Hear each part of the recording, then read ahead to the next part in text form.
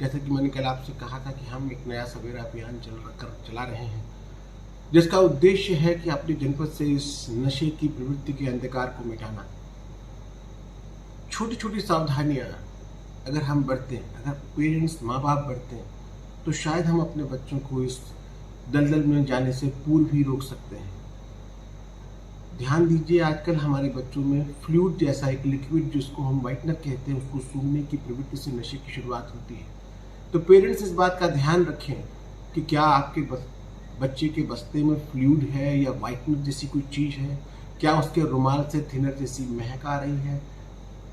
ध्यान दें कि आपका बच्चा बाथरूम में अधिक समय गुजार रहा है, क्या वो अधिक चिड़चिड़ा हो गया है, अकेले में रहना चाहता है, पॉकेट खर्च की ज़्यादा मांग कर रहा है, क्या उसके हाथ पर जलने के निशान हैं, क्या उसकी बाहों में कहीं इंजेक्शन या सिरिंज लगाने के निशान हैं।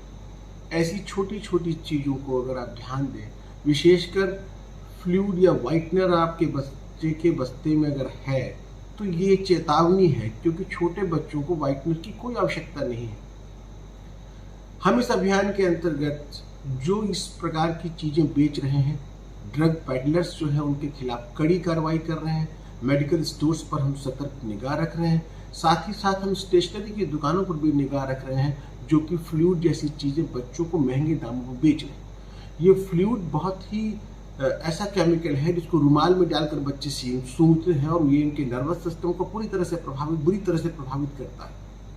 तो दीपावली के इस पर्व पर आपको हार्दिक शुभकामनाओं के साथ मेरा आपसे अनुरोध है कि जिम्मेदार माता पिता के रूप में आप ये जो चीज़ें मैंने आपको बताई हैं, ये देखें और सुनिश्चित करें कि कहीं आपके बच्चे इस दिशा में आगे तो नहीं बढ़ रहे हैं, उनके रुमाल से थिनर की महक तो नहीं आ रही है, उनके बस्ते में व्हाइटनर तो नहीं है, उन अकेलेपन में ज़्यादा रह तो नहीं रहे हैं, उनके हाथ पर चलने के निशान या उनके बस्ते में सिल्वर फॉयल तो नहीं है।